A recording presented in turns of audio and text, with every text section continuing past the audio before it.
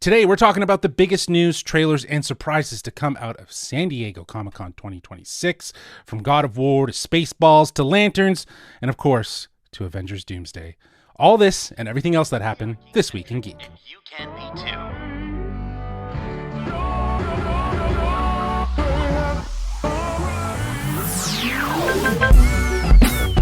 Love ya.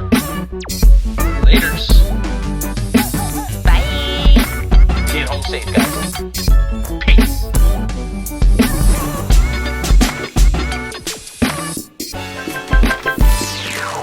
Hello, I'm J-Law, but you can call me Justin. And if you're joining us for the first time, well, we are Geek-Centric, a podcast covering the world of movies, TV shows, gaming, and all things geek-centric. And today, we're talking all things San Diego Comic-Con, or SDCC if you're dirty. I could not do this alone. Of course, I am joined by my two convention bros, Nate Shelton, Darcy Hudson. How you both doing? If you're dirty? What? SDCC if you're dirty. You know, I will say, Justin, you and I did get pretty dirty at an SDCC one time. Yes. I'm going to cut you off right there. So We had had a hotel room. We had a hotel room, and we didn't even use it. Let's just say that. No, we got dirty definitely in the spent alley. most. Jeez. No, we did sleep in the streets to get into Hall H that year. So it did feel like, what was the point of the hotel? Really. We stole the pillows. So yeah. sorry to that hotel, but Yeah, exactly. Yeah, you stole the pillows. I remember that. great. But yeah, you brought up my talking point before we get into all the stuff is just, we've all been to Comic-Con at different points. We didn't obviously go this year. We've talked about potentially doing it as a group, covering it. It is the one convention we haven't covered as geek-centric. We've done D23, we've done Star Wars numerous times, we've done tons of Fan Expo Canada stuff. So Comic-Con would be great for us to do in the future. But that said, having done these conventions, panels, they generate all the headlines each year. It's not just the studios showing up in those halls. It's also turning the convention floor and surrounding areas and offsites into these extensions of these worlds. So there were some pretty cool activations that I saw. But before I kind of highlight some of the ones that I thought were pretty cool, I wanted to ask you guys, did you guys see any that you were watching through the interwebs and vicariously living through others to see what it was like? I've been super busy, so I was very behind the news train. I kind I of see. caught up moments before we sat down for this, actually. Oh yeah, that's fair. Yeah, it's a lot to digest. When there's so much going on, and if you're busy as well. Nate, how about for yourself? Did you see anything that stood out to you? I mean, like you, I love to feel FOMO, to punish ourselves and be dirty SDCC boys and not actually get to experience it ourselves. But no, I haven't seen it. I've seen a little bit. I saw the Marvel booth, obviously. I'm sure we can talk about some of that stuff later. But the one that kept hitting my feeds was Butts on Things. I thought Darcy would appreciate Butts on Things. It was it's just like a booth. I think they sell a bunch of things and they all have butts on them. And I was like, this is great. But then other than that, I would say the only other thing that I saw that was really cool was Ryan Reynolds in costume as Deadpool taking pictures with fans before we learned that he was there in costume as Deadpool, which is such a, that's kind of like a tradition of San Diego Comic-Con is, who are you? You never know, right? And there was that one time with Bryan Cranston, right? And he had the big mask on for Breaking Bad. So, but yeah, no, that's all that I've seen. How about yourself, Justin? Please regale us with the tales. Well, yeah. So I definitely was just more invested than I needed to necessarily be in what was going on at Comic-Con. But there was a couple cool activations. There was Lanterns training headquarters that was happening off-site from the convention center. Attendees were divided into teams and led by an in-universe performers through this sort of dark facility. I think it was in the Gaslamp district. But each group completed 2 to 4 scenarios, and it was like a dive bar investigation, a sheriff's office search. It was like an escape room style sort of thing. And successful recruits selected a custom-sized Green Lantern's ring. So everyone was able to receive this, and they had to recite the oath and enter the lounge, that had merchandise and all sorts of stuff. So that sounded really cool. It just sounded like, again, more than just a booth. You know what I mean? Like it was an experience that was definitely highlighted. We've been fortunate enough to have Paramount Plus here in Toronto for Fan Expo Canada. They definitely had a booth there as well that was very, very detailed. Was the goat there? The goat was there. Yeah. There was a big focus on Star Trek, Strange New Worlds, other obviously Paramount properties. But yeah, also, of course, like the Marvel booth, which was just sort of like its own section connected to hero and villains. It had all sorts of different stuff that was related to, costumes for all of the characters that we were seeing, and the Latvian witch robes that kept changing each day for the first 3 days, and then they just ended up showing Doom's costume on the last day, on Sunday. So yeah, some cool stuff. And again, those are just a few highlights. Just again, living vicariously through the many, many people, the press people, the content creators and influencers that were all there, doing hard work, covering all the shit and posting it and sharing. And, yeah, it was cool to kind of see, all of these different, activations happening across, Comic-Con. And I think that's probably one of the best things that I think San Diego has going for it in general, right? And I mean, we've been to different conventions, but I think the only time that I've ever really heard of it spilling out into the rest of, the city surrounding area, right? You mentioned the Lamplight District. It's cool that it kind of extends past just the convention. Mm-hmm. I'd love to see, when Fan Expo time comes around, kind of, in a few more spots, or, kind of maybe extending out a little bit further. But yeah, I think that's one of the best things about San Diego Comic-Con is just how invested San Diego is in Comic-Con. Yeah, absolutely. Yeah. It's been, I don't know how many years. I think it started in like the 70s or 80s, but it's like it's the convention that kind of put conventions on the map as a big thing to reveal news and stuff like that. So yeah, and it started why it is the one that everyone talks about. For sure. It's definitely evolved over the years, right? Like it was a comic book convention, and I'm pretty sure, actually, yeah, to your point, Star Wars: A New Hope was like had its first sort of coming ups, if you will, and showcasing at Comic-Con in 1977 or in 1976 or in that period of time. So I know that's always why Star Wars has been so like tied into the history of Comic-Con as well. But yeah, it's been around for ages, and it's definitely evolved, and yeah, it's cool to see. But yeah, shout out to all the people who covered the hell out of all these things, because it was really cool to see it all going down. But enough said. I think it's time to get into all the spicy news that we got, because of course, as you know, it's all about the details. All right, our first news story is God of War, Laufey sets a date, and Kratos is still coming back. This comes from GameSpot. Sony Santa Monica announced that God of War, Laufey will launch on PlayStation 5 on February 16th, 2027, and with a physical disc edition. I love that they had to caveat that. The game shifts the lead role to Kratos' late wife, Faye, and follows her journey through a mysterious afterlife of the gods. Studio creative director Cory Barlog also confirmed that a new Kratos-led God of War game will follow Laufey and connect directly to its story. No title, setting, or release window was revealed. The announcement positions Laufey as a bridge into the franchise's next major chapter rather than an isolated detour. So it's kind of like a connected segue, if you will, into the game, which is really refreshing. Now, I know you guys are both, you're the gamers of the group, huge God of War fans. I love God of War as well. I'm interested in this game, especially how soon we're getting it, and also the fact that we're going to be able to get a physical copy. But how do you guys feel knowing that there is a definitive date? Nate, we'll start with you.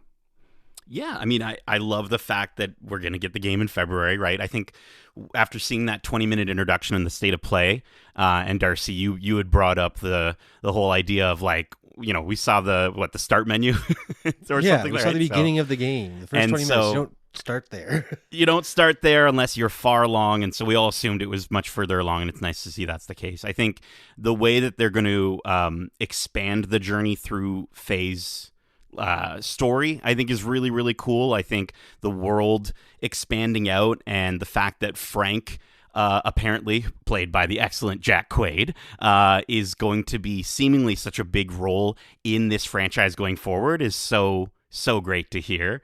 I'm stoked. I think, Darcy, you and I talked about this with our reaction to the E3 week. What are your thoughts on getting to play it so soon and on a disc?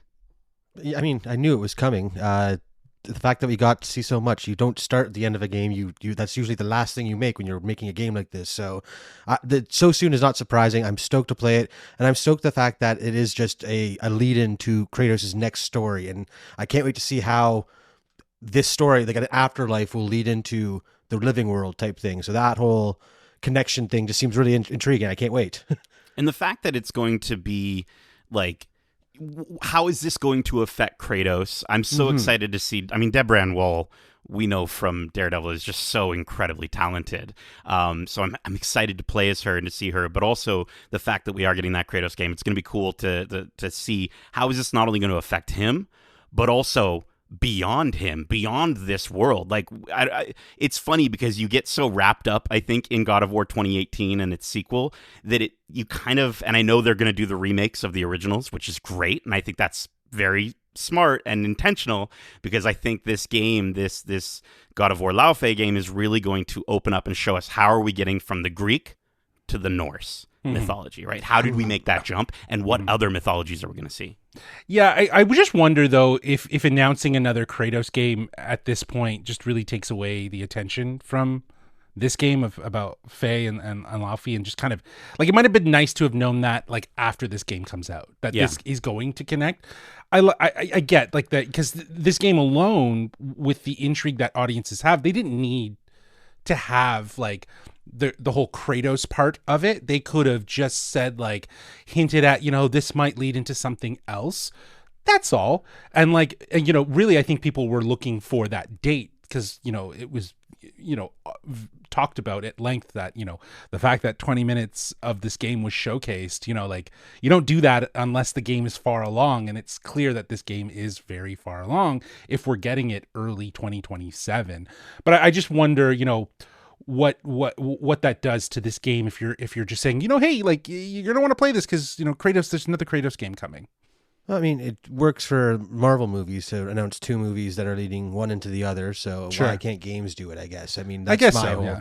It's something to look forward to. Like, we're gonna get a game soon, and while we're playing that game, it's not a standalone. It's going to lead into something else. That's a satisfying thing to know as a fan of the God of War franchise. It isn't a one-off standalone thing. This is an integral part of the story moving forward.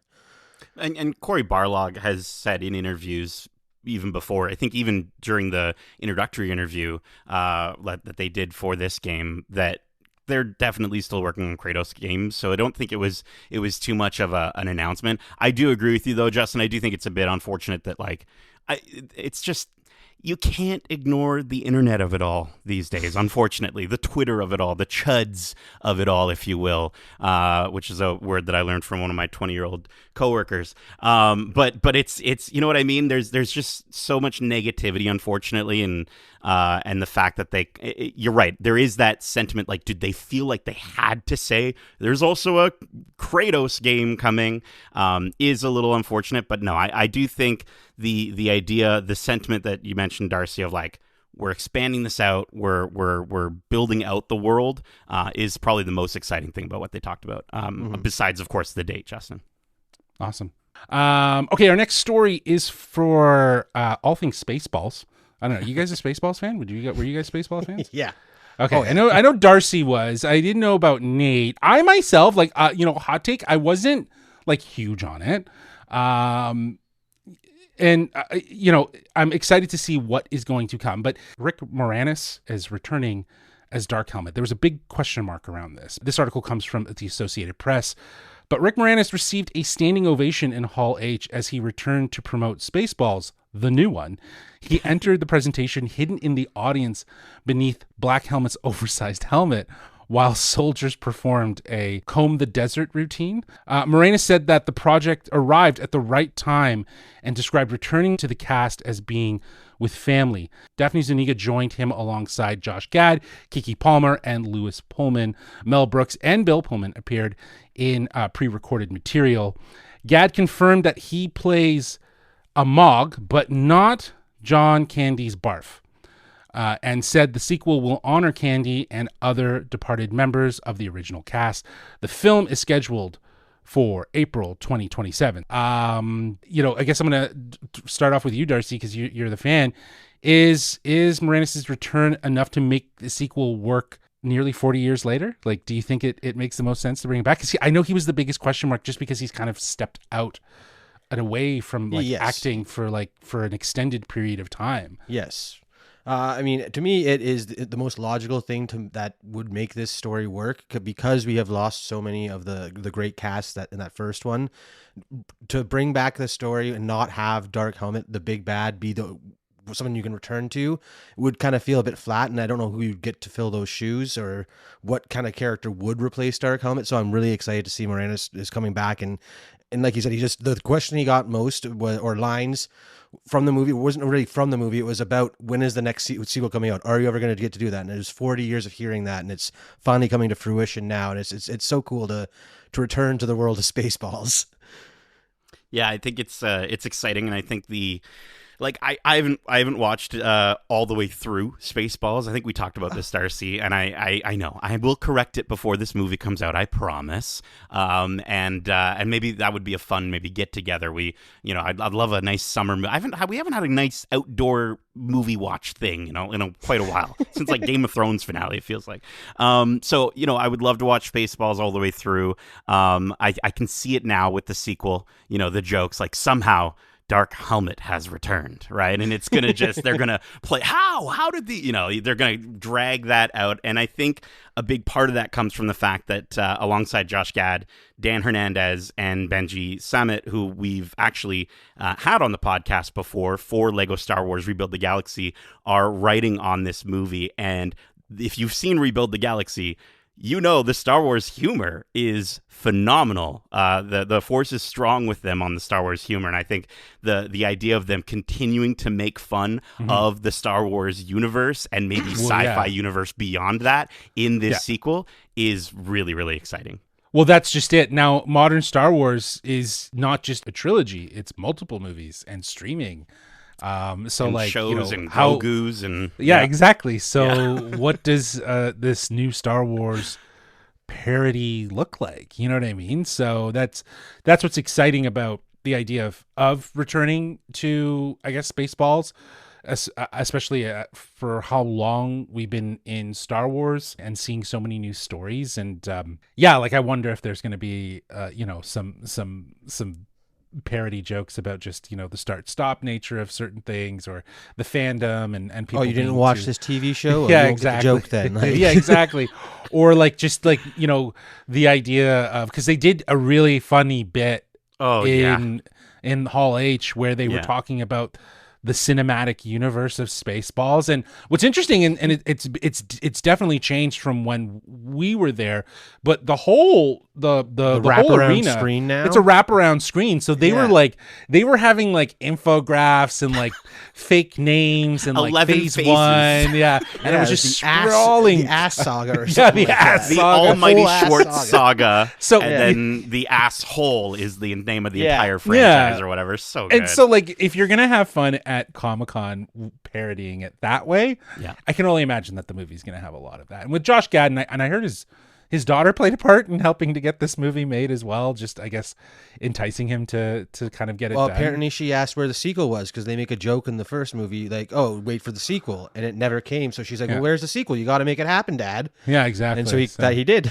Yeah, well, I'm happy he did. Darcy, because again, fake Spaceballs fan here. Who is the Yoda character in Spaceballs? Yogurt. So are we getting Mel Brooks himself? Are we gonna get a baby yogurt? Is the question. I mean, my God, that'd be fantastic. Especially if they go the old school route where it's just like in a stroller with Mel Brooks' head sticking That's through what I'm the little thinking they would puppets. do. Oh, That's what I was that. thinking they would do. They would I would actually love just that take so Mel much. Brooks and he'd be like, "Goo goo gaga." You know? It's so good. You know what I mean? It would just be so stupid. And then it's just like you don't need to overcomplicate it, right? No. But I think they still will find ways to complicate it a little bit. I mean, Lewis Pullman is in this. I know Keke Palmer is in this. Yeah. I'm intrigued to see who they play. I think I saw on IMDb that Lewis Pullman is Starburst, I think is the name of his character, and Keke Palmer is Destiny. But Lewis Palmer being Starburst, Bill Pullman Lone Star. Do you think they're going for maybe like a Star-Lord?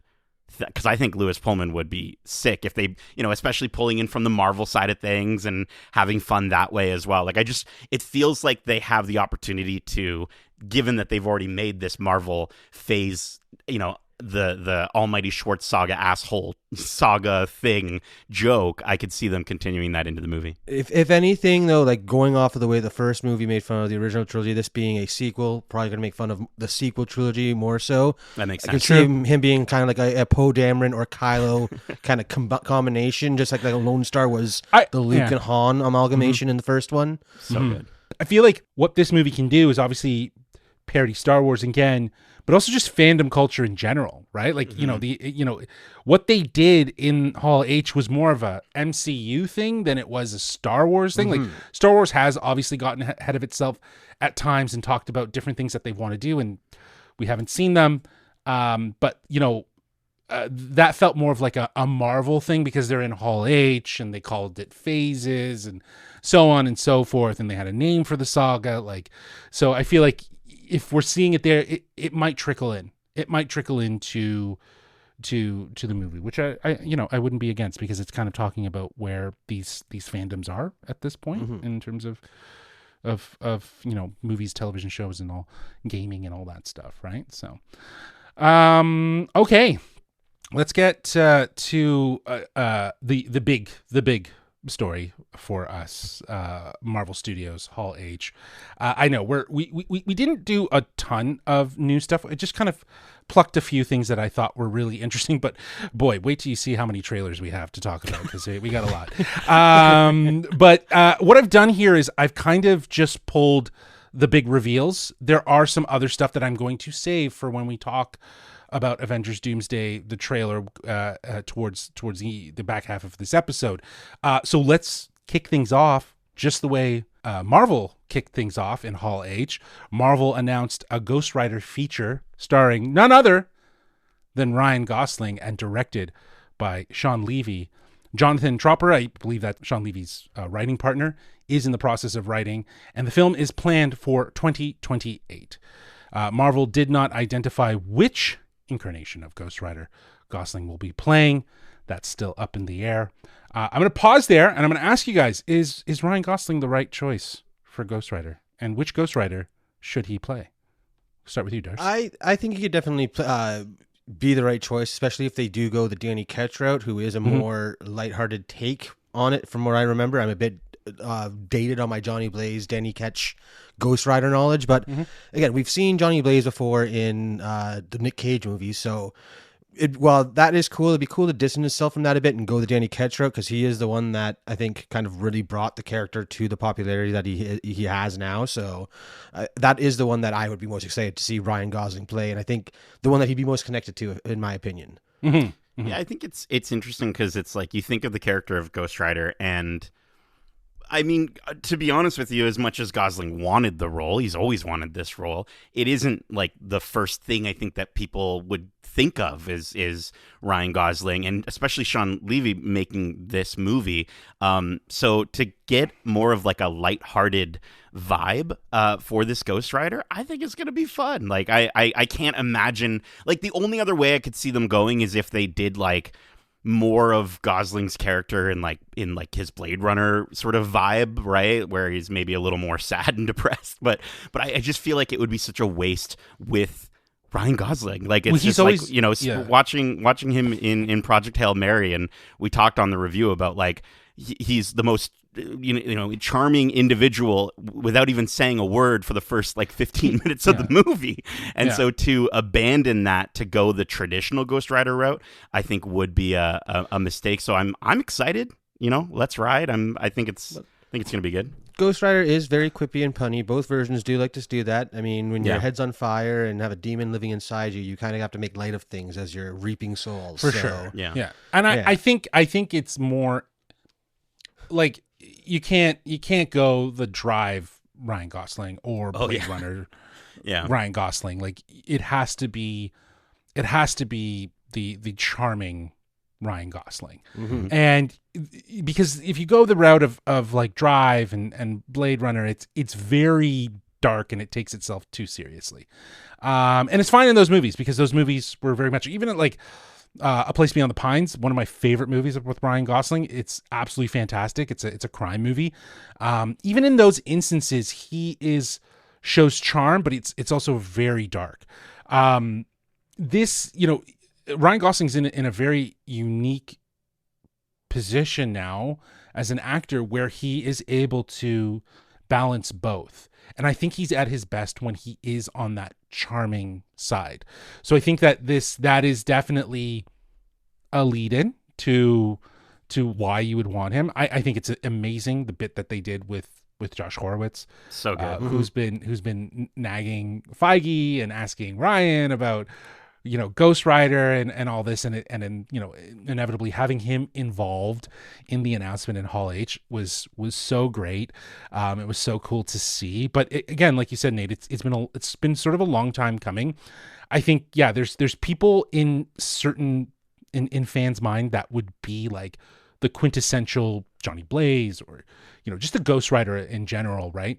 I think Ryan Gosling has always been in there, almost like in that conversation, just like Benedict Cumberbatch was always in the conversation for Doctor Strange. It was just a matter of really making it kind of work. And based on what Kevin Feige said after this whole presentation in some press interviews, is that Ryan came to him with the story, and Ryan came very specific with story based on a comic series. So Kevin didn't want to get into which Ghost Rider he was playing. He wanted to leave that up to Ryan. But that said, Ryan Gosling isn't the thing that I'm sort of like questioning about this. It's the Sean Levy of it all. But Kevin Feige said on stage, he's seen a cut of Star Wars Starfighter, and he absolutely loved it. So that movie's done. It feels really weird that this is the same sort of announcement, but in a Marvel space that we got in Japan for Star Wars, right? It just feels very, it's like someone even posted, they were like, I had such FOMO about not being in Hall H for the Marvel panel, but then I just found out that it was literally the same thing I learned in Japan for Star Wars. So I think that's kind of funny, but I'm excited to see him as the Ghost Rider. I'm wondering about the Sean Levy of it all. But I think it speaks to their chemistry of working together, and not only that, but the last, like, even just mentioning that it was something that they came to Kevin Feige together with, and especially seeing how passionate Ryan Gosling is about this. The last time Ryan Gosling was really passionate about a story and a script was Project Hail Mary. And so I think the proof is in the pudding. I'm excited. And I got to admit, hearing Kevin Feige, like, I was excited about the Ghost Rider thing. Hearing Kevin Feige go Star Wars Starfighter is excellent. And it feels like that's maybe the reason that they were like, yeah, of course we'll do Ghost Rider with you and Sean. Makes my little Star Wars heart even happier. It's gotta be good. I hope so.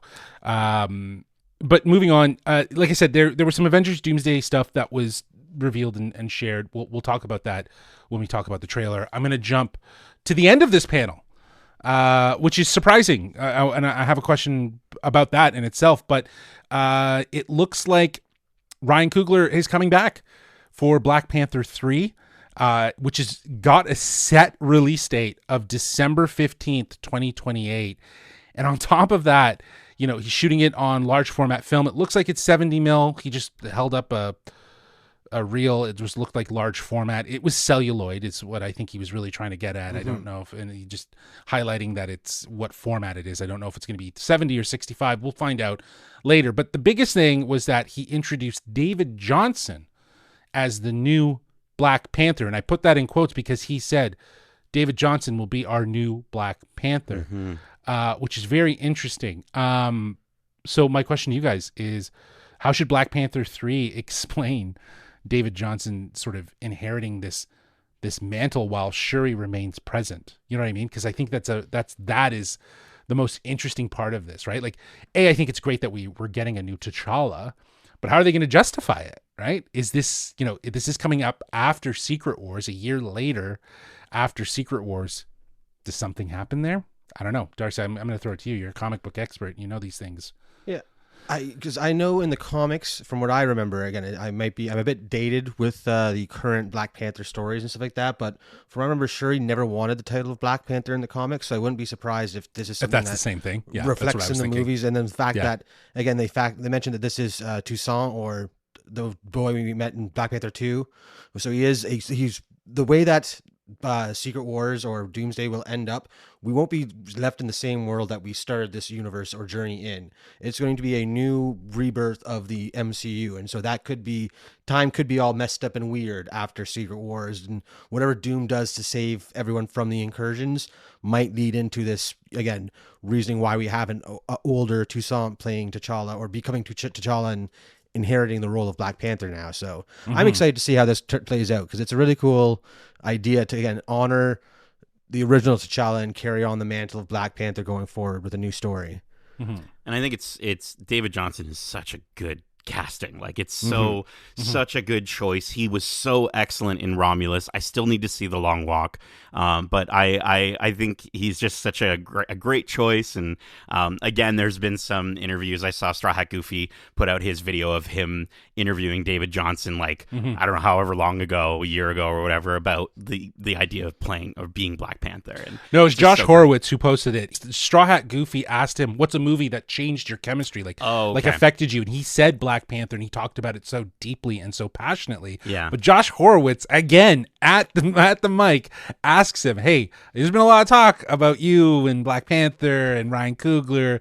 Is there any truth to any of that?" And he just downplayed it. Like, I think it was obviously something that was in early talks, and he didn't want to jinx it. You could tell he was really trying to dodge the question, but he reverted back to being humbled and being at the opportunity and would love to, be in those movies, so on and so forth. But yeah, Straw Hat Goofy definitely, having that conversation with him, asking him that there must have been a reason why he chose that film, if he as one of the movies that actually affected his chemistry. But it is cool to see that there's so much of this that was kind of seed planted along the way.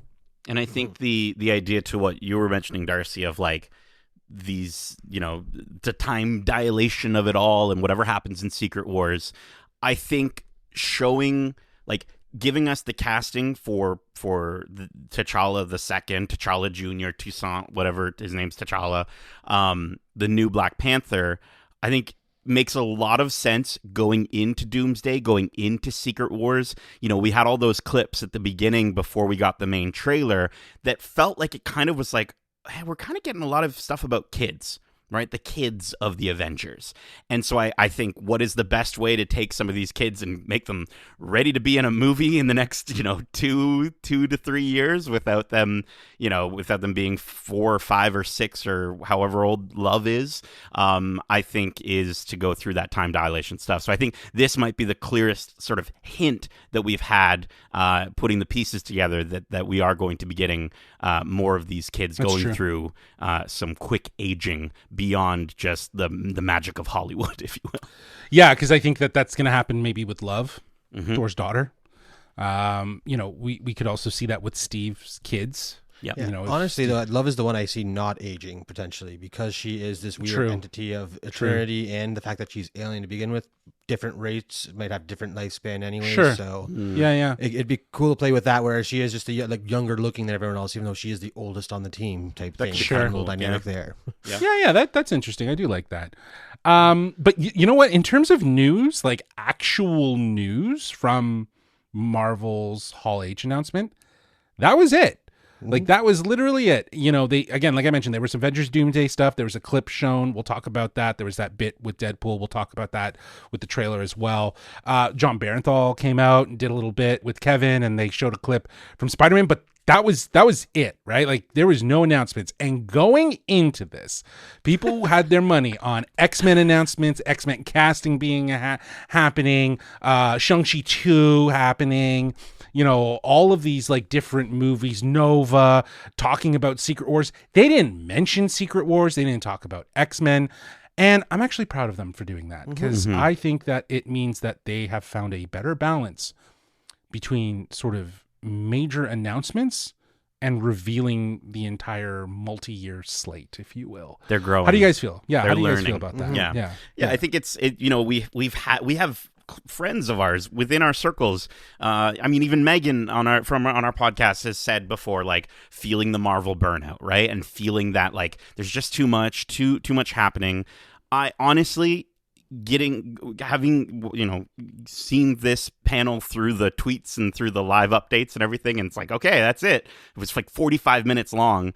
I felt the same way, Justin. I was very honestly just sort of relieved. Because it's like they could have announced, you know, 9 things and then canceled 4 of them and renamed one of them, and you know what I mean? It's like we've had that happen before. I think they've learned. I think going forward they're going to be much more strategic, and I think they have to be, like, financially. I think they have to be more strategic. I think they can't just let people sort of feel that burnout or get frustrated with the way these things are releasing. I think it's good. Keep it clean, keep it simple, just a few movies at a time. And you know, obviously on the series side and the animation side, that's where you can have a little bit more of that flexibility.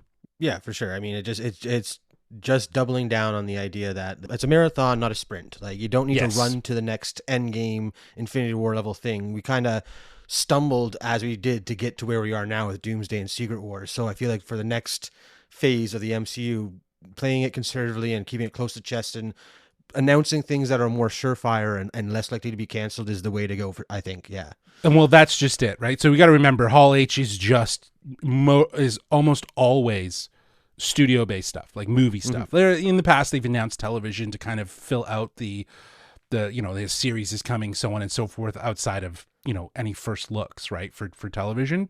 They've done it in the past, but they really do treat Hall H as the movie studio side. So the reality is that instead of getting ahead of themselves, instead of promising things that they cannot necessarily commit to, like Blade, for instance, which is, I'm pretty sure, canceled now. Armor Wars? Where's Armor that? Wars. That was a show. Now it was a movie. It was always flip-flopping like crazy. But all this to say that, like, it's better to present what's in development and what's on track. Yeah. So the fact that we're seeing Ghost Rider means that it's in development and it's on track. The fact that we're seeing Black Panther is because it's in development and it is on track. Why did we not see X-Men? You know, a lot of people said, well, if they do a cast reveal for X-Men and, you know, Sadie Sink is in Spider-Man and she's rumored to be Jean Grey, how do you do that? How do you announce that? In reality, I just don't think that X-Men is ready yet to fully announce. I think we'll see it in August. I don't think so. I think we're going to see it. I think we're going to see it at D23. I do not think so. I think they're going to stay with Daredevil at D23. They're going to stay with probably X-Men, which is one of the most successful shows that they've ever done. Show some stuff for season 3. They're going to do Doomsday stuff for sure. You might get some stuff for Secret Wars. They could do something for X-Men, but the reality is, and if it is going to be that, it's a date. And that's it. I don't think there's going to be any casting. I feel like we got to remember, we were all there in 2024. That was a 3-hour panel? Yeah. Maybe less. And they had to share that with Disney Studios, Disney Animation, Lucasfilm. Yeah. You know what I mean? Like, it was all of them smushed together. So I don't think we're going to see X-Men in August. I don't. I could be proven wrong. It's happened before, but I do not think that they're going to make a trigger move yet until they have a script locked in, because it's still in draft mode, and until they have more official casting outside of potentially Jean Grey. You know, we'll wait to see, but, you know, potentially. Yeah, and I feel like they'll be waiting also too to be the fact that Doomsday and Secret Wars almost seems like it's going to be a send off to our Fox X-Men. Correct. To announce the next generation of X-Men while we're still trying to hype up the send off to these characters that started Correct. the cinematic Marvel universe so many years ago. It'd be kind of weird to again rain on that parade just to promote something coming out after their swan song type thing. And so again, you're doing it under Disney's house of D23. I think it's what's in development, what's actually coming. Vision Quest, Daredevil season 3. We're gonna probably get some more animation stuff. If I can see Newman's probably. Yeah. There you go, because that comes out in October, right? You'll get Doomsday stuff. You might get the full cast. They might drop the clip that they dropped at Comic-Con at D23 again. But I think it's going to be more or less a very compact, tailored. I don't think it's going to be the surprises. If they would have done that, I think they would have saved it for the next year. Because based on the fact that we're getting Ghost Rider in 2028, which could be May or July of 2028, but we're definitely getting Black Panther apparently in December of 2028. I don't think we're getting X-Men until May 2029, in my opinion. Yeah. I think they're gonna push. They'll push it out. They'll want to do it properly. They'll want to make sure that they can lock everyone in. Mm-hmm. I mean, it would be. The point of not raining on the parade situation that does make a lot of sense, and maybe quells me back. But I don't know. I have a feeling. That something I know. I heard Eric Voss say the same thing, and I'm like, I don't like. Yeah. He's been to many D23s, I'm sure, and after being at a D23, like Pixar Animation Studios doesn't have any other avenue to like drop some huge news. So like to do a title reveal for Incredibles 3, you know what I mean? Like this is where they're going to do that. It's a real quick sort of thing for them. Yeah. They're not getting into it. It's that sort of stuff. If that's what they're going to do for X-Men, where it's just a title reveal of the Uncanny X-Men and it's a date, like an official date, then sure. But other than that, I don't think that we're going to get a big announcement with the full cast. The only thing you could probably see is a date and maybe a title card. And that's it. I just think that given the time and given the fact that what they're going to have to do in that moment, they won't be able to go as in Sadie Sink comes out on stage and shares the date. That's it. Yeah, you're really. We'll see, man. I'm running money on who she's playing, but we'll see. At this point, she can't Jean Grey at this point. Yeah, I'm wondering, and if I'm wondering too, like they're saying she's in Secret Wars. We'll see. I don't know. We'll see. Yeah, we'll see. Well, that is it for the news section of our This Week in Geek Comic-Con edition. But listen, we got so many trailers that we need to talk about. So it's trailer time.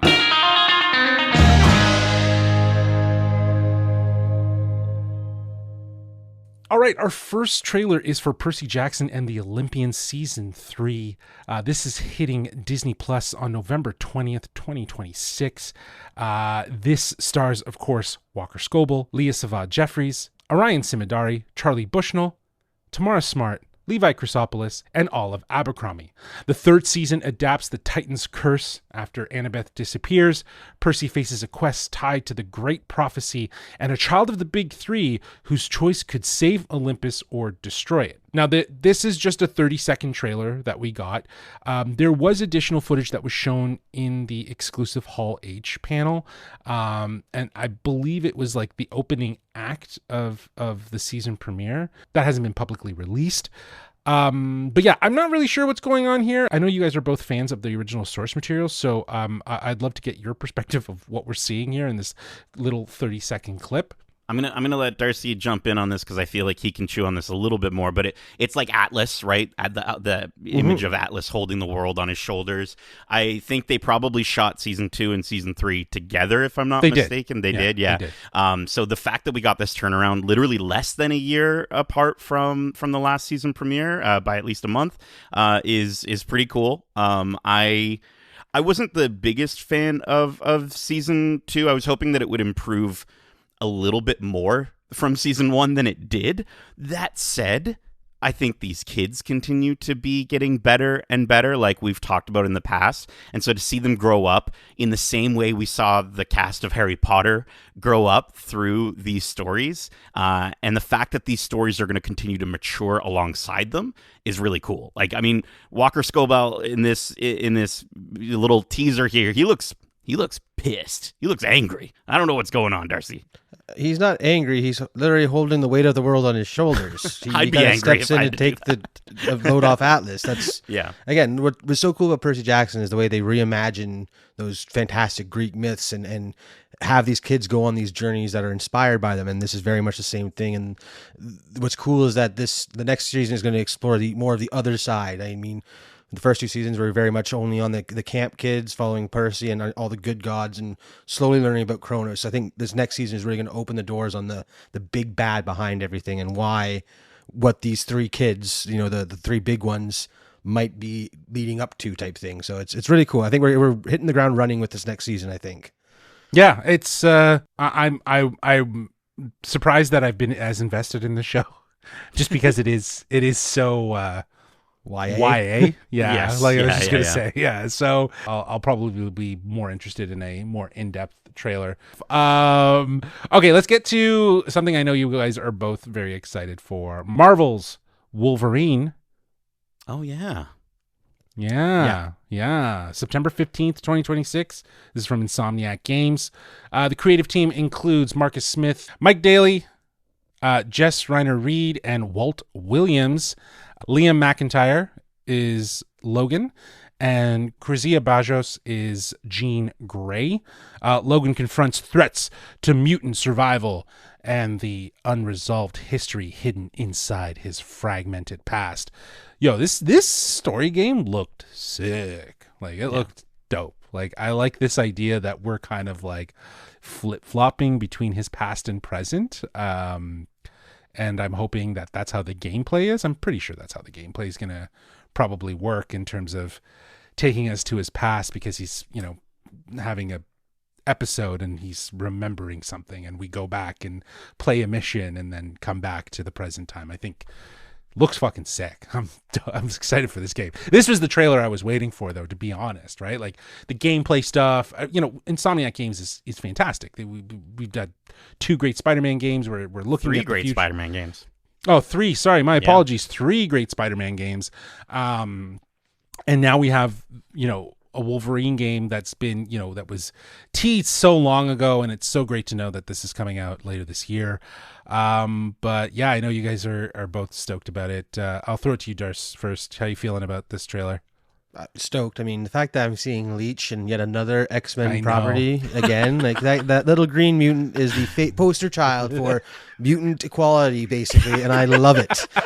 More of him, So please. true. That's Like, so true. he's always the mutant that needs saving, and he's I always so love that sad. they continue that with He's this game. so sad all the time. All the characters look fantastic. Like seeing more of Sabretooth, again, Mystique transforming. Can't wait to see what that thing's all about. Deathstrike, everyone in it. I can't wait. This is the Wolverine game that I've always wanted, because Wolverine is the best.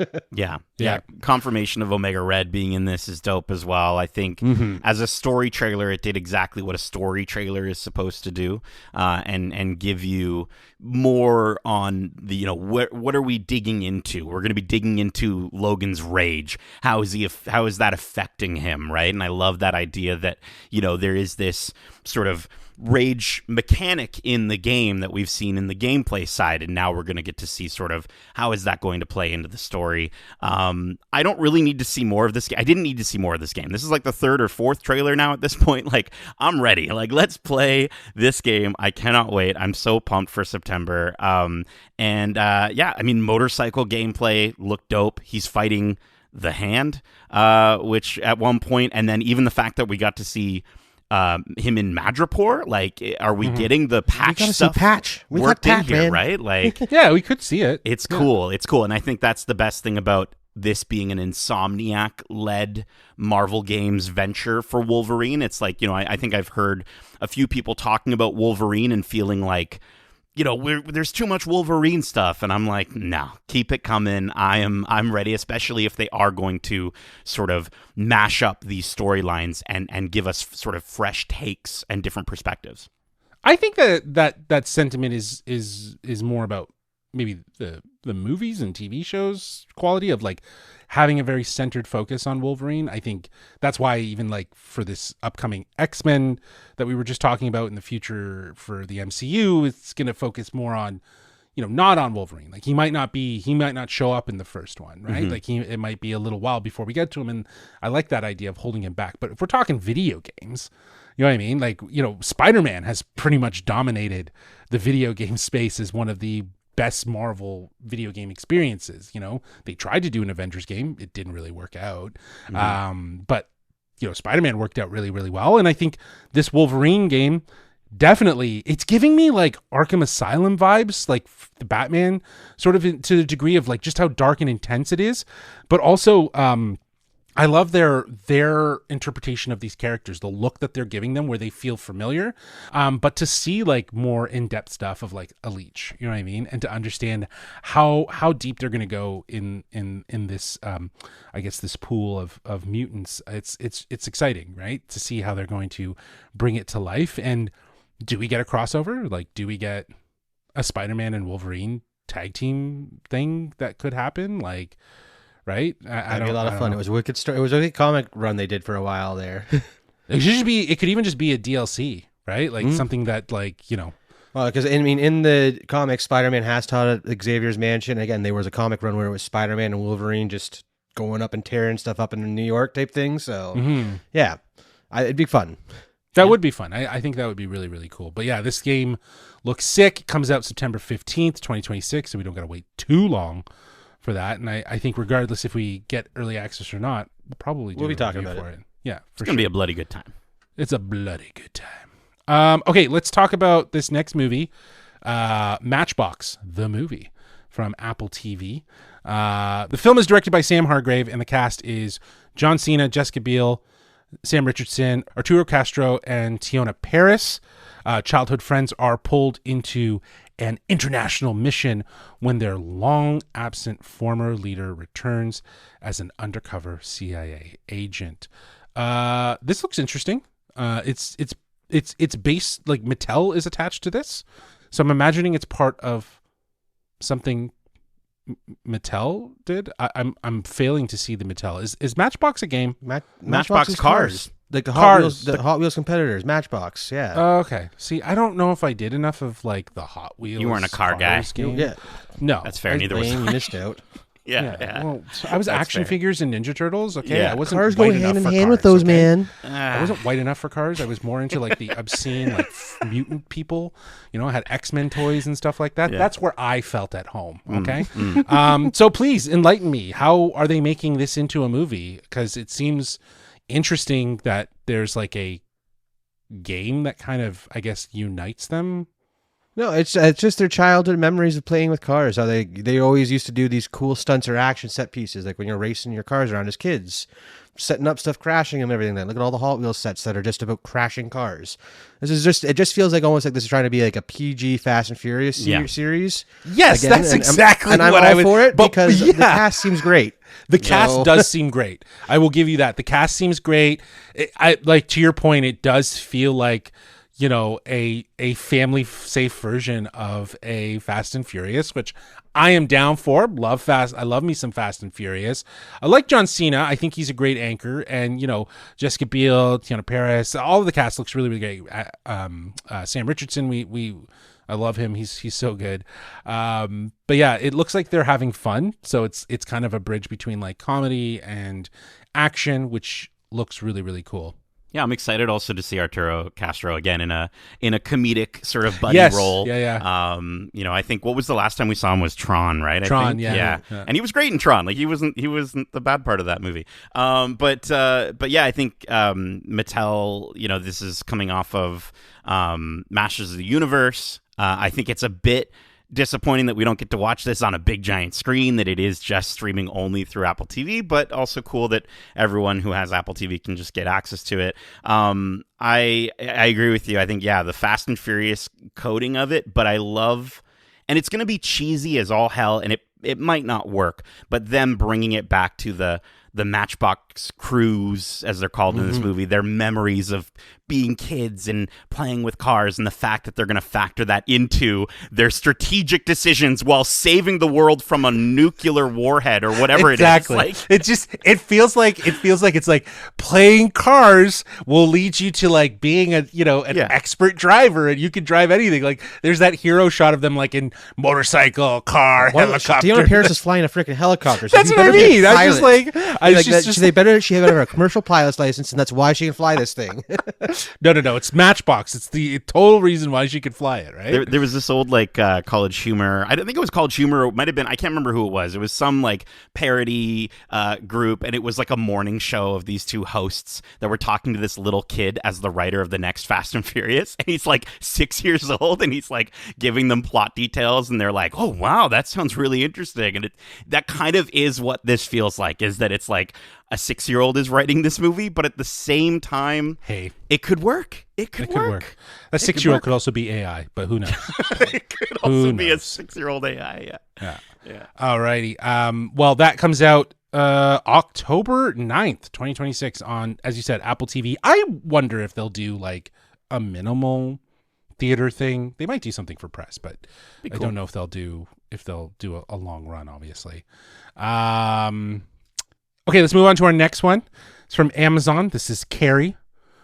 This comes out October 7th, 2026. All 8 episodes on Prime Video at once is what I have written here. Mm-hmm. Mike Flanagan, writer and director of 4 episodes, which has people very excited for this.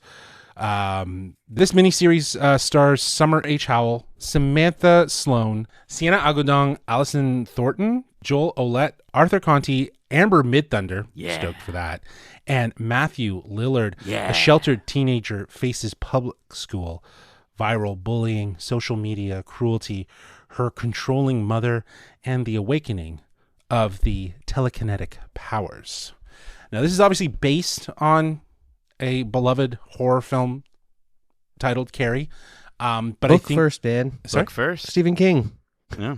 Yes. Well, yes. Sorry. You're absolutely right. Stephen King's book, which was then turned into a movie and is now being adapted into a series, which is very exciting to see that Mike Flanagan is again behind another Stephen King adaptation. I believe Life with Chuck is a Stephen King like short story, if I'm not mistaken, which he then kind of took and turned into a film.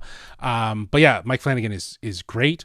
So yeah, to have a show from Mike Flanagan, which is also, from what I've read, is going to be at TIFF this year in Toronto. Sick. Which is exciting. How are you guys feeling after this trailer? It's kind of like chaotic. I mean, Carrie has never been my favorite Stephen King story, so I'm not the most excited about it. I think it is cool. You can't identify with a girl being bullied. Come on. No, it's just the way it's written. It wasn't my favorite. It's not like his writing style changes so much over the course of his books. Like it depends on how coked out he was, in my opinion.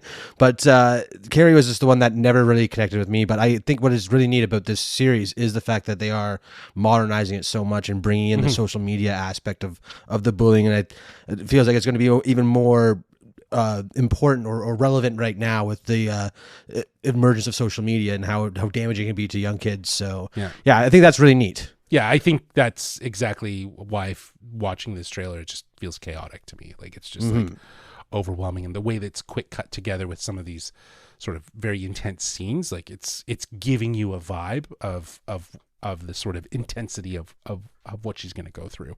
Yeah, I think Flanagan, I've not really dove into the Flanagan verse of stuff, but I do think I think he's a good choice from what I've heard of the stuff that he does, and I think the idea to hyper focus on the mean girls of it all and turn those social interactions into that sort of almost like cringe horror, I think is really smart. And I think there's a good opportunity there to sort of hone in and focus in on that and really sort of bring that to light. I think, I don't think I've ever seen Summer H. Howell before, but in those initial shots, like you're gonna feel for her. Like she looks like she's gonna go through some really tough stuff, and then things are gonna go off the rails. But yeah, I'm really intrigued by this one. I think Amber Midthunder is exciting. Matthew Lillard, they're kind of gonna be like a teacher and a principal sort of situation going on there. But I do hope it's a one and done miniseries. Like, I don't think we need seasons of this. I don't know if this story makes sense to go beyond 8 episodes, so I think this is a good choice. Again, the original story was just a standalone. It was only the movies that decided to turn it into a franchise, right, and spin off the story. So, yeah. Yeah, I think, it's a standalone story, but it's always interesting when someone can step in and adapt something for a series. So it'll be interesting to see how each of these episodes really kind of get us to the point of what we already know to happen in this story, and the build up to it, how these characters are going to all kind of layer and intertwine into Carrie's experience, if you will. But yeah, I'm interested in the fact that it's playing at TIFF. It's, it seems interesting. So, but yeah, October 7th, 2026, all 8 episodes are all going to be on Prime Video. Okay, our next trailer wasn't necessarily a Comic-Con release, but it's also a Mike Flanagan movie where he wrote the screenplay. He wrote the screenplay, and he's part of the story. Let's talk about Clayface. This movie comes out October 23rd of 2026. So this year, it's directed by James Watkins, and it's written by Mike Flanagan and Hussein Amini from a story by Mike Flanagan. It stars Tom Rhys-Harris and Naomi Ackie. The premise: rising Hollywood actor Matt Hagen is horribly disfigured by a Gotham crime boss. An experimental treatment restores his appearance, but destabilizes his body and mind, transforming him into a shape-shifting monster consumed by revenge. This movie looks sick. It looks like a mix of The Substance with something that feels like very body horror with a sense of like redemption. You know what I mean? Like, it's a revenge story, clearly, right? Like, this is a revenge story, and how he kind of amasses himself to become Clayface. And it's a bit tragic too, right? There's a little bit of everything in this, and I think you see it all in this trailer. How'd you guys feel about it? Yeah, I mean, this looks more like the Matt Reeves, the Penguin, the Batman universe than it does the James Gunn side of things. And I think even more than like Lanterns and things like that. Like, this feels dark and scary, and bro, I'm gonna be like doing the thing where I'm watching through my hands for some of this, but it also, in a weird way, every time I've, like, the last trailer we had for this one feels like a series more than a movie. Am I the only one that's getting that? I don't know. It doesn't feel like it's a movie. It does feel like a series from this trailer, but maybe that just is a good thing. Maybe that means this is going to be fleshed out really, really well within the time frame that we have, pun intended, fleshed out. I also feel like you mentioned the Penguin right off the bat, so it might just be the Penguin recency bias. Sure, that could be that dark world and the Reeves verse, if you will. Mm-hmm. Yeah, I had heard that Reeves was attached to this in some capacity, but I don't see him here in the. Oh yeah, no, it's produced by Matt Reeves and and of course James Gunn and Peter Safran as well. I'm interested in this because I think it's again, like you were saying, Nate, it kind of echoes the world of the Batman, and I think we're obviously not going to see the Batman. If the Penguin proved anything, it's like, you do not need the Batman for us to tell a really good, villain story. Sony never got it right with any of their villain stories that they did without Spider-Man. But here we are, with DC telling very compelling and very interesting stories about these villains through a sense of, like, again, feeling sorry for them, because you brought up the Penguin, and I feel like there were aspects of the Penguin where you kind of feel empathy for Cobb, and I think that here it's sort of the same thing. These monsters are kind of he's becomes this monster out of revenge, out of what's happened to him, and. Yeah, I think that there's just something really interesting about about it. I think this is going to be a tight movie. I feel like it's going to be an hour 40, under 2 hours. I feel like that's and I think that's definitely the way to do it, to do like sort of like this character vignette, make it really concise. We know the beats of what's happened, and we just need to get to that sort of the climactic ending, if you will. I think the thing that's had me most excited since the announcement of this movie was the fact that they were trying to approach this story without him being the villain that we know from Batman, and more of, again, the victim that led to that great villain. So I think it's going to be really neat to, again, show how this horrible transformation guides him down the path of villainy, and just I hope it like really leans into the whole body horror of it all, and that the most shocking part we haven't seen yet, because there are some great images in this trailer, but I want more. Like if like this is just a great teaser of what we could get from. Well, what is he going to look like? Into it? Oh yeah, like, you know what I mean? The like full Clayface, like the hulking monster. I hope they go with something that feels reminiscent of the 90s animation. Yeah, because Flanagan said like the story that inspired this was the episodes from that series, right? He's obviously modernized it and taken certain aspects of it, but even in that, if you go back and watch those episodes, and they're some of my favorite. I think it's a 2 or 3 part. I think it might be a 2-part. They're so well done in terms of like, just as you said, victimizing Matt as this character who becomes this monster, and when you see him at the end, you feel empathy for him when he's confronting Batman. So yeah, I feel like this is very much the same thing, and again, good on them to on DC to try to find a way to make a character that seems like so outside of the realms of reality a reality. Because it really does feel like this is a reality, and it feels like it lives well in the space of what Matt Reeves has designed for the Batman. Awesome. Okay, well, sticking with all things DC, let's talk about Lanterns. We got our official trailer, because this show comes out August 16th, 2026 on HBO and HBO Max, 8 episodes, and it stars Aaron Pierre, Kyle Chandler, Nathan Fillion, and recently announced Laura Linney is going to be playing a guardian of the universe. Oh, wow. So I believe she's basically the Green Lantern's boss, if I'm not mistaken. Pretty much. One of them, right? So she's that. Premise is new recruit Jon Stewart and veteran Hal Jordan investigate a murder in the American heartland that connects to a larger Green Lantern threat.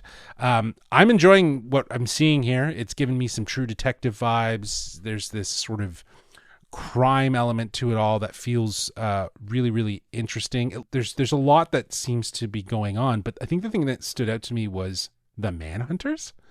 Now, like, does that mean Martian Manhunter? Is that something? He is one of the Manhunters from the thing, but he's like one of his race that is a good guy, whereas most of them are kind of horrible. Okay, and they're the ones obviously that seem like they might be committing these crimes, and I guess they're looking for the Green Lanterns, if you will. Yeah, it looks really interesting. I like the grittiness of it. It's interesting. A lot of people fired off on just the lack of color in the suit, and how it doesn't look like a... You can't please anyone. Justin, when the first initial teaser came out, they were like, it's not Green Lantern enough. He doesn't fly, blah, blah, blah. We didn't see blah, blah, blah. And now we get that. We get the second half of the vision for this series that is this like grounded Texas Ranger, detective stuff, right? True detective stuff mixed with the massive spacescapes that look awesome in this show, like the ideas, like the elements of using the ring and the different powers and making a bird or whatever happens there. I am not the biggest Green Lantern guy by any stretch. I can honestly say I don't think I've read or watched outside of maybe a few episodes of the animated Justice League stuff. You didn't watch the Ryan Reynolds Green Lantern movie? I definitely did not watch the Ryan Reynolds. The most I've seen Ryan Reynolds as Green Lantern was in suiting up. Was him in Deadpool when he kills himself. But no, I'm excited for this in the same way that I was excited for Wonder Man. And I think Wonder Man is taking bigger creative leaps with that source material than this is. Mm-hmm. But that said, I think, like I was saying, the mix, the second half of all those complaints from that first trailer that we got here, and also, dude, Tom Ulrich as Sinestro looks like he's gonna be rad. I'm interested in that. Like, we had Mark Strong in the original, and he was the most interesting part to have him as Sinestro. But I think what's interesting is, even though they kind of just give us a little bit of this character in this trailer, he looks conniving. He looks like he's working it, which is really great. Now, I didn't mention the creators involved are Chris Mundy, Damon Lindelof. Yeah, Lindelof And- from Lost. Your favorite show in the world. Yeah. And Tom King. Now, I'm reading Supergirl, Woman of Tomorrow. Is that the same Tom King? It's a great question. I don't know. I do not know. I'm checking that right now. I mean, you would think, right? Given the connection. Yeah. According to pictures, it looks like it's the same Tom King. And then why the hell wasn't he involved in Supergirl? Like, geez. That's true. That's true.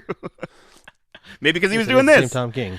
Yep. Yeah. That is weird. That is strange. So, but like, okay, well, at least, we're getting Tom King in something, because I'm enjoying that comic. It's really, really well done. It's fantastic. And, yeah, I'm enjoying it. So, it's strange. A strange choice to be doing this, but probably for better reasons, because I think that this is going to set a tone. It's surprising. Do you know what I mean? Like, to be a grounded, true detective crime story with Green Lanterns. I don't know. That wouldn't have been my first thought of how to do a Green Lanterns. They're space cops. It's Sure. gotta be a crime story. Like they're Right. even in the books. But in a space would make sense. You know what I mean? Like, but to it do it here, does.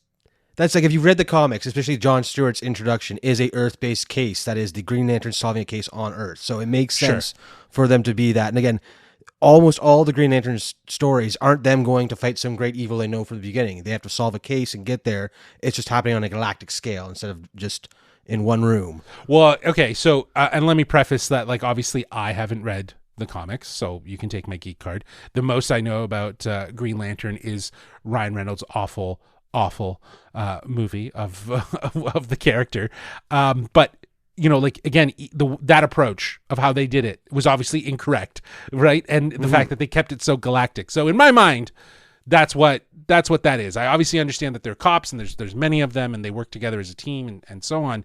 But, for me, like, this does feel like a fresh approach for me. I know for many it's like, well, this makes the most logical sense. And I think for the majority of people that are like me, who haven't read any of the comics or have no awareness of anything of the character, this might be the perfect gateway for them to understand this character in a very authentic way. I think it's inviting, if you will, for it to be kind of framed as like a crime, a true crime, a true detective crime story, if you will. So yeah, that looks really, really good. I'm excited for that. Okay, I got two. Guy Gardner is Guy Gardner. Yeah, dude. Well, I mean, we already got some Guy Gardner in Superman. I want more of him. There's never enough Nathan Fillion in the world. Yeah. I'd be awesome if we saw him go red in this series, but I doubt that happening. That's going to happen so soon. But oh well, season 2. No, man. Season 2 could happen at the end. I mean, of if we season see 1. any other colors this season, I'd be happy. But the fact that Sinestro's in jail leads me to believe that we won't see a yellow ring. Okay. Maybe. It seems like they're trying to shift away from the rings being anything right now. They're focusing on another case that is separate from the Lantern Corps. Right. But do we get Manhunter? Do we get Martian Manhunter at the end of this? It'd be interesting if we got John Johns himself to pop up here, or even a name mention of that. So yeah. John Johns. Sick. John Johnny's. Okay, these next two trailers are both for like cyberpunky movies, but different properties, bro. Okay. So let's talk about the first one. It's called Neuromancer. Okay. It comes out January 22nd, 2027 from Apple TV. The first two episodes are going to be coming out on January 22nd, 2027, and weekly up until March 19th. And it stars Callum Turner and Brianna Middleton, Joseph Lee, Mark Strong, Clemence Posey, Peter Sarsgaard, and Emma Laird. Premise is damaged elite hacker Case is drawn into digital espionage and high-stakes crime with Molly, a razor girl assassin, for a heist targeting a corporate dynasty with dangerous secrets. Guys, this show looks sick. It looks so cool. The trailer was like just vibes though, right? Like it's just vibes on vibes. It's like cyberpunk meets like it's a cyberpunk Matrix, which Matrix is already cyberpunk, but like This like, is where cyberpunk came from. Like Neuromancer For is sure. where cyberpunk started, came from. basically. Yeah, exactly. So it's got its vibe, dude. It literally nails it. It nails it really, really well. Now it was a book, right? Yes, fantastic book. cool. I've only read the first of the trilogy, but anyone who's a fan of cyberpunk needs to check this book out because It's is from why 1984, cyberpunk doesn't right? exist. It is. Oh, it is 1984. pure gold. One of my favorite books for sure. Yeah. I think the idea of like just like the leather of it all, the sunglasses. I was just like, this is the perfect melding of that cyberpunk Matrix, sort of over stylized. Like I'm expecting like some sick like musical like needle drops throughout the series. And yeah, dude, I think the fact that I was reading that like apparently the term cyberspace didn't exist until this book did, which is super cool. And just like with the relevance of the AI of it all, between this and the next, trailer that we're going to talk about is, it's going to be cool. It's going to be cool to explore it. Really neat. Yeah. Yeah, it looks sick. Like it looks really good. I'm just watching like it on mute right now, and the vibes of it are just insane. The like, vibes. Dude, it's feeling the vibes. Dude, I loved it. I loved it for its like it. I love the setting. It has like this like neon lit Japanese cyberpunk world. Like just the hints of it. Apparently, there's like samurai influences here as well. Just. I don't know, like it feels like there's and it's really interesting because Apple has been all about trying to find very unique properties that have been untapped. Like they're trying. Like this is a book, like you mentioned, Darcy. You mentioned another like fantasy book that they have acquired, which the whole Cosmere universe from Brandon Sanderson. Yeah, exactly. Yeah, and then we've got Foundation, right? Exactly. Like the third season of Foundation Murderbot was so Chronicles. good. They're really dipping into the stuff that's been Sci-fi untapped for all so long. mankind. Silo, like all these shows have so many seasons. Like they're killing it with sci-fi.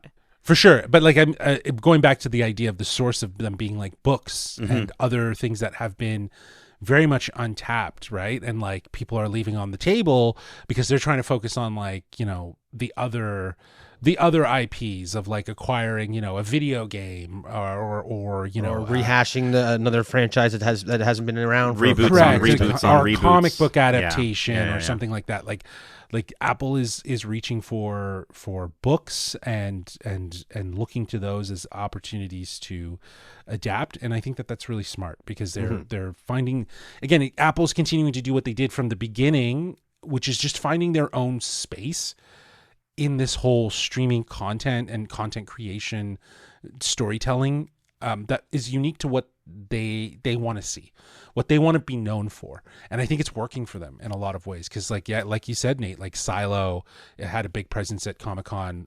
They had a whole panel for Apple, right? Which is where Neuromancer was showcased, right? So, there's an attention that Apple is giving to their storytelling that I think is definitely is getting recognized in big ways, which is really cool.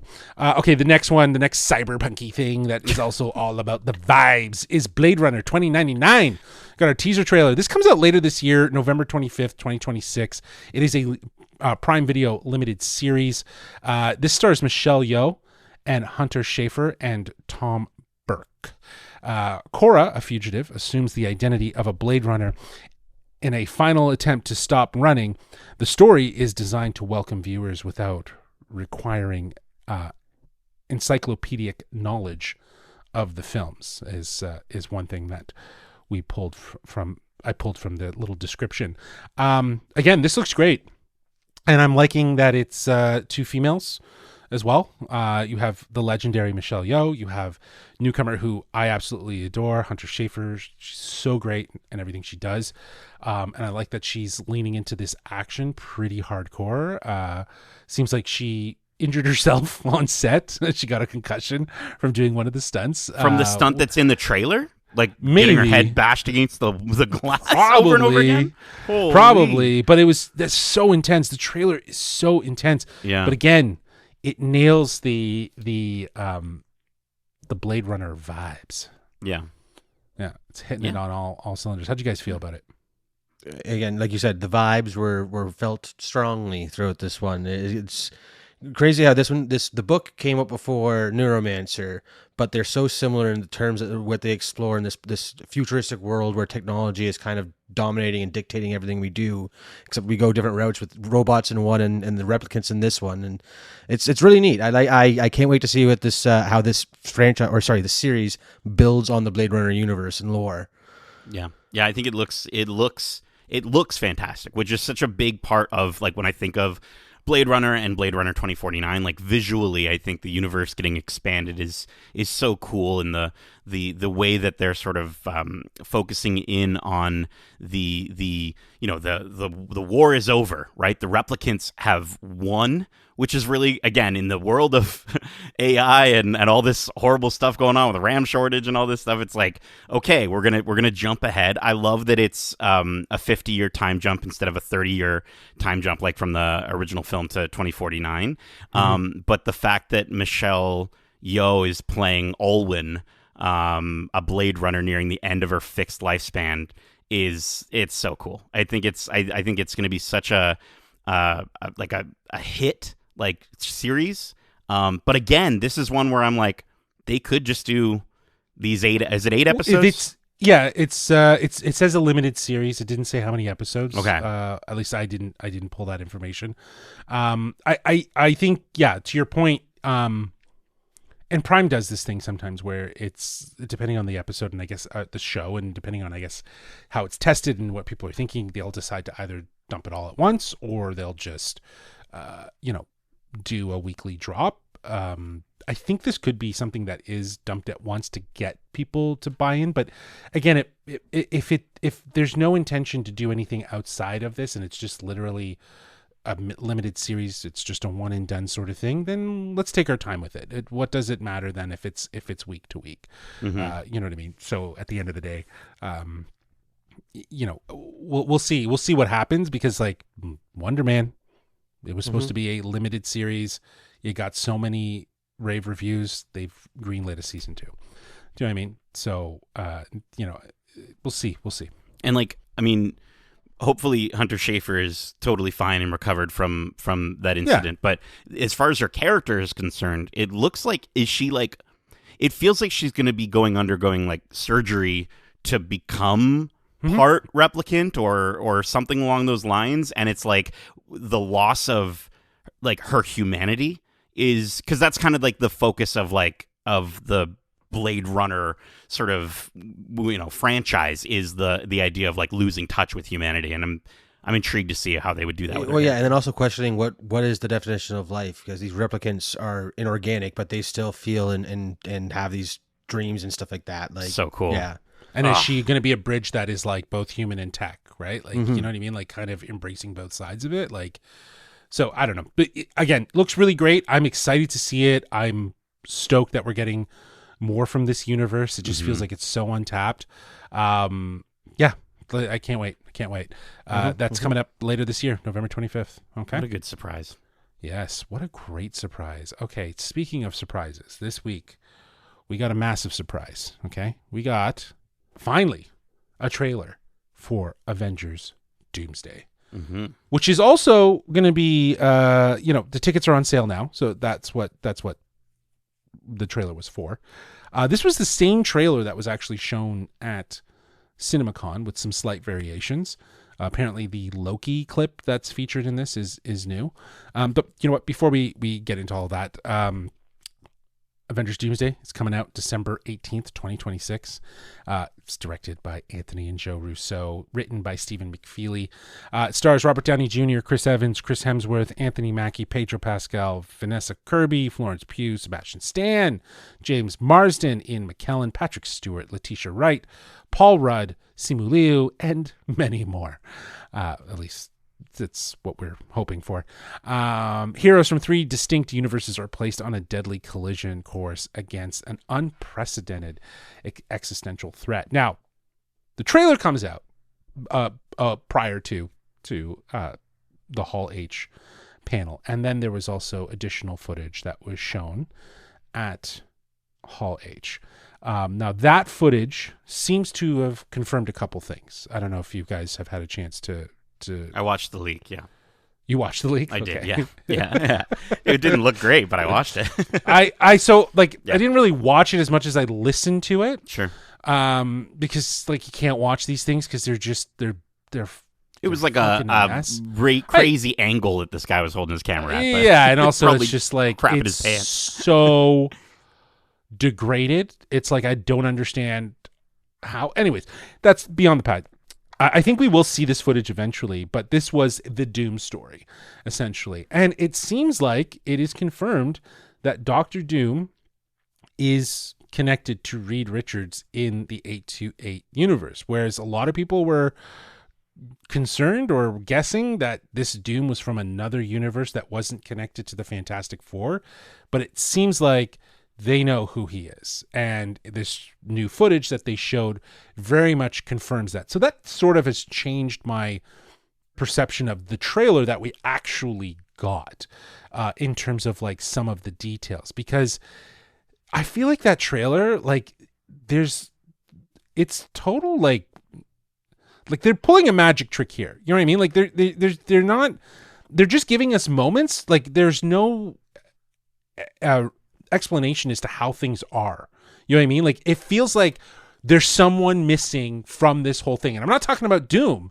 I feel like it's like whoever is outside of that, like another character that's helping push these characters to understand what is going on that isn't Reed Richards. Do you know if that makes sense?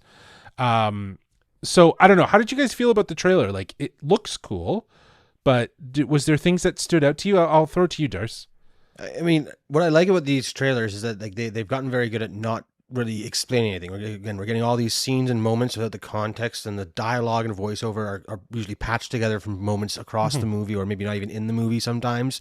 And it's really neat because it just goes to show what the vibe of the movie is. And this is just, again, a great evil is scaring Thor, and all these people want to fight and protect each other. He's like, we can't fight each other. There's something else we need to focus on right now. And that's just the vibe I got from this. And I'm really excited to see, again, how this is all going to come together, how the X-Men are going to factor into this, where their story is going to end, if it ends, type thing. Like there's so much coming from this movie that I'm ready to see it now. So yeah, I think we've all been very much ready to see it. I was happy to hear RDJ's accent. I think the vaguely European. Yeah, it's not too goofy. It sounds Latvian, whatever that's supposed to sound like. And I think sounds Sarkovian. Oh, maybe. Sokovia, and in the comics, Sokovia and Latvia are apparently very close together, so they would have a similar dialect, probably. There you go. But I think using Thor as like the warning man in this movie, and it feels like probably the early parts of this film is cool. It kind of brings us back to his more serious tone in Endgame. Not that I don't love when he gets goofy. But him saying like put aside your petty squabbles, right? And he's like trying to tell them about this horrible thing that's going to happen. I agree with you, Justin. I think based off this trailer, like, first of all, great to see X-Men, great to see Shang-Chi back, great to see Gambit in this. Is going to be so cool. I loved getting to see Mystique and especially Rebecca Romijn back in that role. Florence Pugh, come on. But I think to your point, Justin, and I'm wondering if some of how RDJ was acting on this panel got me thinking to what you were just saying about them holding stuff back. Of course they're holding stuff back, but like the idea that like he was really amping up sort of what side are you going to be on? Are you going to join the side of your heroes, or are you going to join the family of Doom? And as like ominous as that can sound, I also do wonder if they are going to sort of pitch and push this movie closer to its release as sort of a Team Heroes, Team Doom, or if by the time we get to the movie, maybe Victor is almost like a different character for a big portion of this movie before we get to that heel turn of Doom. You know what I mean? Like, I'm wondering if there's going to be some sort of something going on where Victor is very much this friend to everyone first. And then, you know, like, what if I don't know, like, I could see him being a family friend of Reed's and of the Fantastic Four, and maybe we're going to feel for him in some way. Like, I just love the idea that we could get to this movie and feel conflicted about, you know, the whole thing. Sorry. I think we will, but I don't know if it'll be for that reason. Again, one of the most compelling things about Doctor Doom is his belief in what he's doing that is right. Like, he is the only person who can save the planet, and save the world, save the cosmos type thing. And how he goes about and the horrific acts he commits in the face of that belief that's why Reed Richards still considers him a friend, even though they are enemies, is because he does believe what he's doing. He is trying to save the world. He's going about it in horrible ways type thing. So I think we're going to get that type of Doom in this time around, where his reasoning and his belief is going to be very believable, and we're going to understand him even more so than the whole Thanos argument about trying to bring balance to the universe through his snap type thing. So I think it's almost going to be like a rehashing of that idea, where he is doing this for a greater good, but it's going to be even more believable than a Thanos. Anthony and Joe Russo both said like they are interested in telling stories about, you know, villains that believe that they're right. You know, and that Doom is the most like confident that he's right. Absolutely. But what's the best way to get behind someone like that? What have we been seeing leading into the very early stages of this marketing? What did we just talk about with all the kids involved in the future of the MCU? It's a family, right? Bring it back to the Fast and Furious. You know, I think there's a very real possibility that we could be seeing a big portion of what he believes he's doing is right. Yes, sure, it could be for the universe, but I think also selfishly is going to be to get back his lost family, which is a prediction that I made on a previous episode of the Geek-Centric podcast in a total recast for Fantastic Four in a perfect pitch that I will hear nothing of, that it wasn't convoluted in any way. Sorry, Darcy. It was absolutely convoluted, but the only part that absolutely made sense is that Doom loses part of his family and you know what, like the tie of it all, like, you know, if they're able to make sense of what you had pitched way back when, it'll be interesting, right? Because I think that is compelling. But what's intriguing though is that there is a relationship, and it feels like there is like it can't just be Thor that's like seeing this and is like, I need to go find the Fantastic Four, and you know, like he's like there's something that's pushing him to get to these places, and I think that's Victor. You know what I mean? That's the Victor of it all. But I'm not sure. I mean, the whole family of it all just makes you think of the comics Secret Wars and how that ends up with Battleworld. And in that, Doom kind of casts out Reed Richards into like the space between worlds and stuff like that, and then brainwashes Sue and Valeria into being his family, his wife and daughter. So I don't know if it's like Doom's never been so upset about loss. I mean, his loss of his mother was the greatest thing that affected him, but it was her death that was the deal with the devil that gave him his intellect and genius, basically. So he never saw that as like a big loss. He's not someone who's saw it as sacrifice. Yeah, he's not going to go back and try and regain something lost if it was for the greater good, like he believes. So I don't see him being a good guy, but I wouldn't be surprised if, again, he is the reason who interacts with Thor, and much like Thanos, or beats the crap out of Thor, sends Hulk away, and Hulk warns the Avengers. If this is the inspiration to warn the other groups who are now coming into contact with each other, with the X-Men having Spectrum in their universe right now, being like, what universe are you from? Start figuring out that type thing. And again, he's just going to be like the one who's confirming the big scare that everyone's worried about, and Thor will be the one, the delivery boy, if you will. Yeah. And I do wonder, and Justin, we talked about this a little bit offline. I want to give you a moment here to bring it up here on air as well, but on air, we're on the radio, on the podcast as well. But the fact that they're also really pushing, I mean, we got the announcement of Endgame, what did they call it? Endgame Encore, right? So Endgame Encore, they're adding some scenes at the end of that. Them really treating this like a sequel to Endgame is interesting, and a big part of the big moment in Endgame, the big ending of Endgame, was the fact that Steve Rogers messed around with some stuff, right? And so you were telling me that you thought that maybe that could play a big part in maybe why these incursions are happening, what Loki's doing there. Yeah, 100%. Yeah, that was all, and that's all from just speculation that's been kind of swirling online already. At the Hall H panel, they did do a trailer for Endgame Encore, is what they're calling it.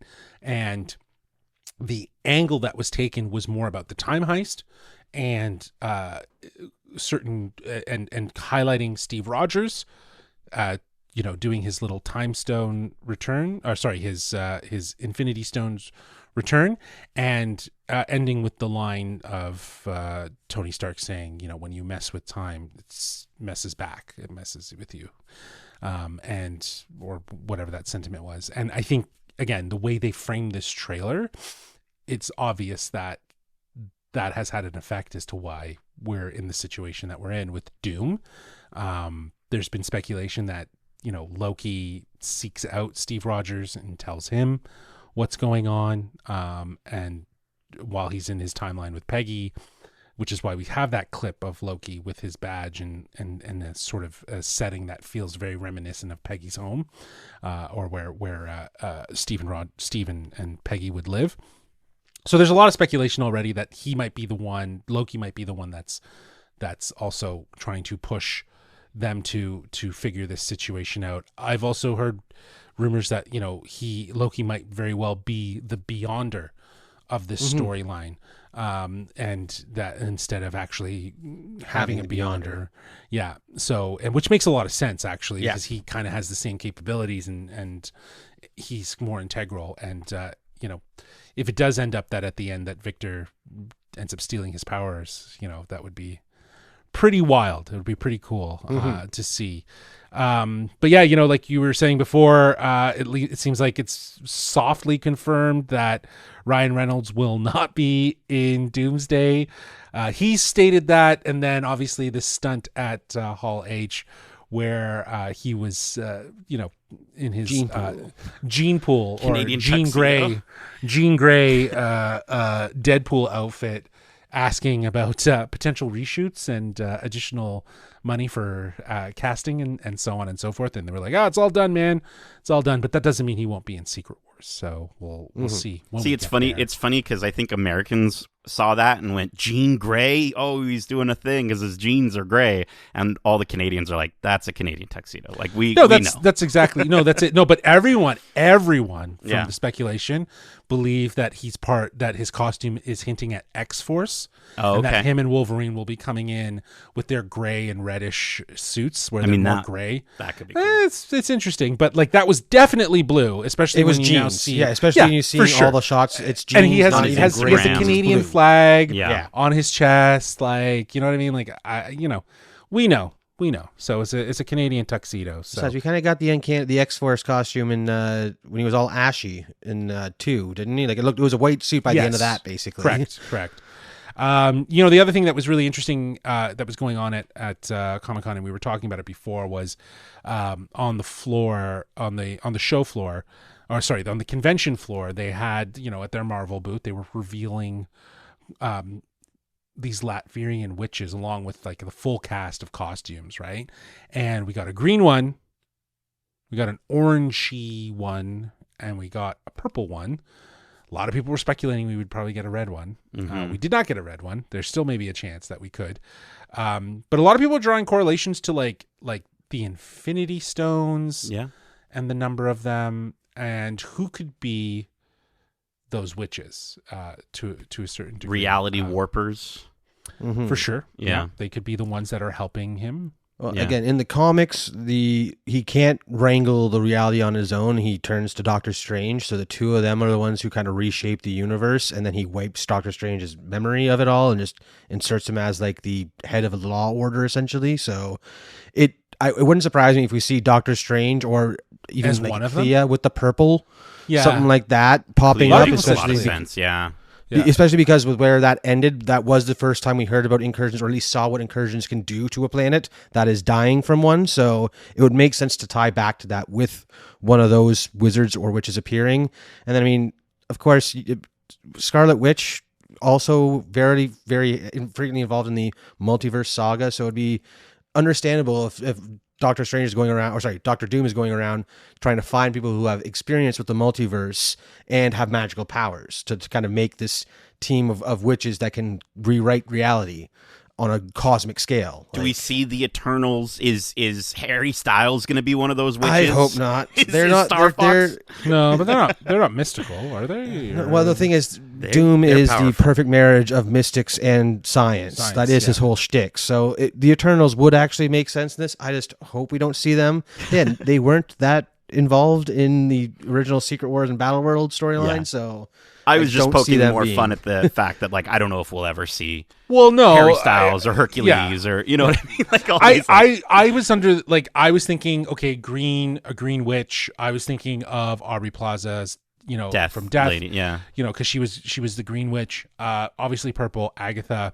The orangey one, I was thinking, like, could that be the ancient one, you know, of that dynasty? Because I feel like even if Strange is in this, he's kind of going to be like the hand of the king in a sense. Maybe And then there's forced gonna- hand of the king?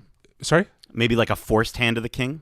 For sure. I also think that after the events of the Multiverse of Madness, that left him a little fucked up, right? Yeah. He's got a third eye. Yeah. So he might be a little bit more, you know, leaning towards understanding what Again, what he helps is Doom wanting. willingly in the Yes. original storyline. And then so that's what I mean. So like he might very well just be there on his own. There was no forcing of him to do that. He's, you know, after doing so many incursions, or, you know, whatever him and Clea were doing, like he might be motivated to be like, you know what, this guy has a plan of how we can stop this, you know, officially, right? Mhm.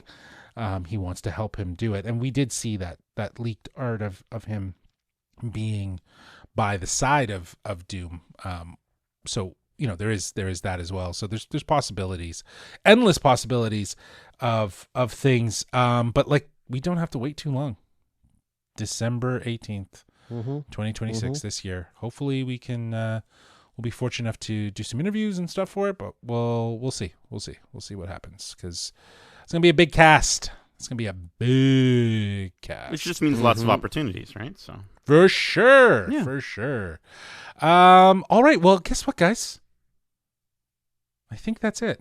we did it. That is literally it. Yeah. You know, like, again, there was so much news, so many other trailers that we didn't look at, but there are so many different outlets out there. IGN, GameSpot, Collider, all of them big, the big names that did some amazing coverage. So if you're looking for more news outside of what we've covered here, I definitely encourage you to hit up those sources. Maybe I'll drop a few in the show notes so you can check them out. But that is it. Thank you for joining us for this special This Week in Geek episode for San Diego Comic-Con 2026. Like I said at the top of the show, maybe one day we'll venture out there, apply for the press badge. are we going to sleep on the ground again? I really don't want to. Yeah. But yeah, hopefully one day we can do it, and you know, it's on our bucket list of things to do. But we hope you enjoyed this episode, and if you did, feel free to reach out to us and let us know what your thoughts are on any of the trailers that we talked about, any of the news that we talked about, or just anything in general. We'd love to hear from you. You can reach out to us at wearegeekcentric@gmail.com. That's wearegeekcentric@gmail.com. You can also find us on Twitter or X at GeekcentricYT, or on Instagram and TikTok at wearegeekcentric. We have a ton of episodes out now for you to enjoy on podcast feeds, spoiler-free, spoiler-filled. We also got a ton of interviews on our YouTube channel at youtube.com/geekcentric. That's where you can see our beautiful faces as we have these conversations with fantastic people. But looking forward to the rest of this week, it's Spidey week, guys. We're going to be doing a Spider-Man Brand New Day spoiler-free review. We're also going to do a spoiler-filled one, which will come out later, because we'll want to talk about who the hell Sadie Sink is playing. We all got our own theories about that. We also have our spoiler-free review for Batman: The Caped Crusader Season 2 scheduled to come out this week. We were fortunate enough to see the entire season So we're excited to talk about it in a spoiler-free capacity. So that'll be also dropping on podcast feeds this week. So be sure to subscribe to us wherever you listen to podcasts. And hey, if you love what we're doing, we would love to hear from you. Leave us a comment. A 5-star review does go a long way with sharing the love of Geek-Centric, because we are Geek-Centric and you can be too. So with that said, Nate, Darcy, thank you so much for joining me for this Week in Geek San Diego Comic-Con coverage. And as we say, love ya. Laters. Peace.